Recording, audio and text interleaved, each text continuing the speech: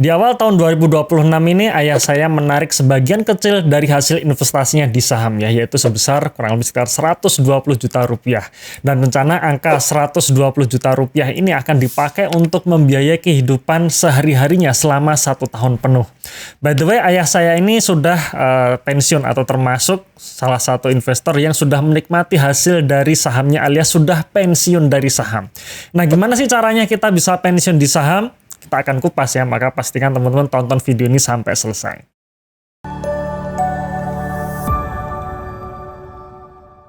Oke, sebelum kita membahas mengenai cara atau tips bagaimana kita bisa pensiun di saham, pastikan nih teman-teman sudah download dulu ebook watchlist kami ya, karena kami sudah merilis ebook watchlist yang dimana di dalamnya ada 3 saham yang menurut analisa kami undervalue. Selain ada 3 saham undervalue, di situ juga ada insight-insight tentang investasi jangka panjang yang benar ya. Jadi sekali lagi teman-teman download segera ebook watchlistnya. Linknya ada dalam deskripsi box atau dalam kolom komentar yang sudah kami pin.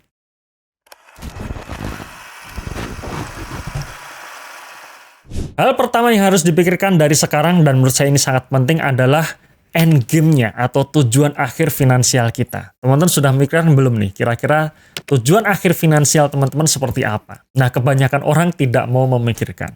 Kita semua sepakat ya bahwa kita hidup di dunia ini harus bekerja ya. Dulu mungkin kita masih muda, kita sekolah dari SD sampai dengan kuliah, saya pun juga demikian sampai akhirnya kita bekerja mencari uang. Sekarang pertanyaannya sampai kapan kita akan terus bekerja?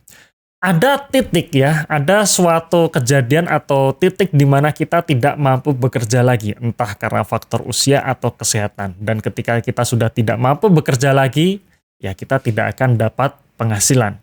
Nah, maka di sini mungkin saya bisa simpulkan ya bahwa end game rata-rata orang itu 2 hal. Yang pertama adalah pensiun dengan berkualitas, artinya ketika kita masuk masa pensiun nanti, lifestyle kita tidak turun, ya alias kita masih terus menjaga lifestyle kita seperti saat kita bekerja. Ya, itu yang pertama, pensiun dengan berkualitas. Atau yang kedua, passive income, di mana kita tidak bekerja ya secara fisik mungkin kita tidak bekerja, tapi kita akan terus mendapatkan cash flow setiap tahunnya yang dimana cash flow ini bisa membiayai kebutuhan kita sehari-hari. Nah, sekarang pertanyaannya bagaimana kita mewujudkan sampai ke 2 hal ini tadi?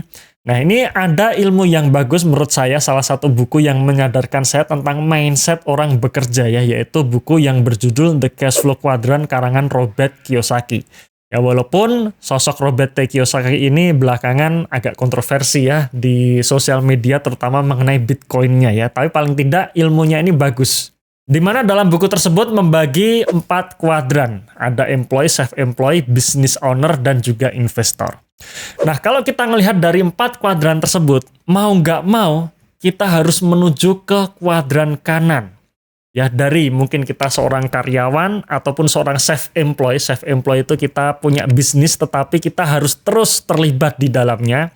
Nah, perlahan-lahan harus kita geser ke kuadran kanan. Kita mungkin bisa menjadi seorang business owner alias pemilik bisnis yang punya sistem. Sekali lagi harus ada sistemnya, yang dimana sistem ini nanti bisa membuat cash flow ya selalu mengalir ke kita tanpa kita harus ikut terlibat di dalamnya. Ya, ini adalah seorang business owner. Atau yang keempat menjadi seorang investor, di mana ya kalau misalkan teman-teman melihat atau di sekeliling mungkin banyak ditemui ya, di mana seorang investor itu dia hanya menanamkan modal, kemudian dia tidak terlibat di dalamnya, tapi dia akan terus dapat berupa cash flow, bisa dividen, seperti itu. Nah, sekarang pertanyaannya, kalau kita misalkan masih menjadi seorang karyawan, katakanlah kita kerja di kantor dari pagi sampai sore, atau mungkin kita seorang pengacara ya, yang kita selalu mengawal klien kita sehingga kita tidak punya waktu untuk membuat sistem, gimana caranya? Menurut saya pribadi, mau nggak mau, kita harus memiliki saham. Ya, kita menjadi seorang investor saham. Jadi saya pribadi mengatakan bahwa semua orang sebenarnya butuh saham menjadi seorang investor saham. Nah, menjadi seorang investor saham ini juga harus dimengerti ya mengenai mindset investor. Kita bicara menjadi seorang investor. Nah, kalau investor ini ketika kita membeli saham adalah kita membeli bisnisnya ya. Jadi kita bukan membeli ticker yang ada kodenya yang harganya naik turun setiap saat, setiap hari, bukan itu. Tapi kita harus punya mindset membeli sistemnya, membeli bisnisnya. Misalkan kita beli saham Sido, misalkan ya contoh. Kita beli saham Sido, maka kita harus punya mindset bahwa kita juga bagian dari ownernya Sido. Walaupun kepemilikan kita mungkin sangat kecil, tapi mindset kita adalah kita juga pemilik dari Sido atau emiten Sido Muncul ini. Nah, dengan memiliki mindset yang benar seperti itu, maka ya kita sedikit demi sedikit sebenarnya sudah bisa pindah kuadran dari yang tadinya kuadran kiri, ya, atau seorang employee atau self-employed perlahan-lahan menjadi seorang investor.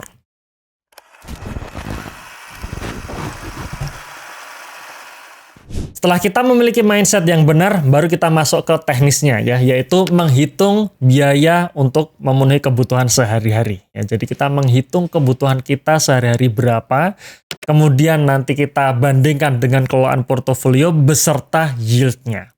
Nah, ini saya simulasikan sederhana ya. Misalkan nih, saya ambilkan dari sebuah berita di mana untuk hidup yang layak di Jakarta, katanya ya, butuh penghasilan rata-rata harus 15 juta per bulan. Nah, saya tidak tahu apakah 15 juta per bulan untuk hidup di Jakarta layak atau tidak. Itu tergantung lifestyle masing-masing lah ya. Kalau saya pribadi, di Yogyakarta, ya 10 juta per bulan itu sudah cukup. Tapi anggap saja 15 juta per bulan.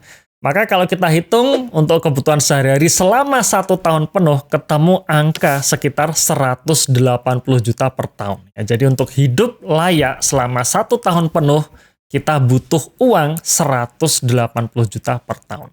Anggap saja akan ada kebutuhan lain-lain yang tidak terduga misalkan. Ya, misalkan butuh renovasi atau butuh beli sesuatu yang tidak ada di anggaran, tiba-tiba muncul biaya. Anggap saja untuk memenuhi itu semua kita membutuhkan dana sekitar 250 juta per tahun. Nah, sekarang sudah ketemu nih angka 250 juta per tahun. Dan sekali lagi ini angka simulasi ya. Prakteknya atau realisasinya tergantung kebutuhan masing-masing. Silahkan nanti teman-teman di rumah untuk menghitung kembali kebutuhan hidup sehari-hari selama 1 tahun penuh. Nah, kalau sudah ketemu angka biaya hidup sehari-hari selama 1 tahun penuh, sekarang tinggal kita bandingkan berapa kelolaan portofolio yang harus kita miliki beserta dengan yield-nya. Oke, misalkan anggap saja kelolaan kita sebesar 1 miliar rupiah, maka untuk dapat 250 juta per tahun dibutuhkan return rata-rata 25-30% per tahun. Jadi kalau misalkan kita punya kelolaan 1 miliar rupiah, kemudian dalam 1 tahun itu bisa menghasilkan return 30%, berarti di akhir tahun nanti kelolaan kita akan menjadi 1,3 miliar rupiah ya. Nah, maka dari situ kita ambil 250 jutanya untuk biaya hidup selama 1 tahun. Nah, sisanya 1 miliar 50 juta ini lanjutin puterin ke saham. Kira-kira seperti itu. Sekarang pertanyaannya adalah 25-30% per tahun itu berat atau tidak? Ya, susah atau tidak? Ya, cukup challenging sebenarnya ya, 25% per tahun. Karena portofolio saya rata-rata sendiri, ya ada masanya juga kadang-kadang tidak sampai 25%. Ya, bahkan di tahun 2024 kemarin portofolio saya hanya naik sekitar 7% saja. Nah, maka dari situ mau nggak mau kita harus naikkan kelolaan portofolio kita dari 1 miliar menjadi 2 miliar. Nah, berarti kalau misalkan kita punya kelolaan 2 miliar rupiah, hanya dibutuhkan yield yang lebih kecil, yaitu 15-20% saja per tahun untuk bisa membiayai kehidupan kita sehari-hari selama 1 tahun penuh. Ya, jadi misalkan kita punya kelolaan 2 miliar rupiah, dapat nih 15%, berarti dapat 300 juta ya. 300 juta tadi, 250 jutanya kita ambil, sisanya lanjutin untuk nge-hold sahamnya. Nah, angka 15-20% per tahun ini cukup masuk akal, cukup rasional ya, karena ketika market bagus seharusnya 15% per tahun ini tidaklah sulit. Cuman memang ada baiknya juga nih, misalkan kita pengen yang lebih ringan lagi, ya kita naikkan lagi kelolaannya dari 2 miliar menjadi 10 miliar rupiah. Nah, kalau 10 miliar rupiah hanya dibutuhkan yield 3% saja untuk bisa membiayai kehidupan kita sehari-hari selama 1 tahun penuh.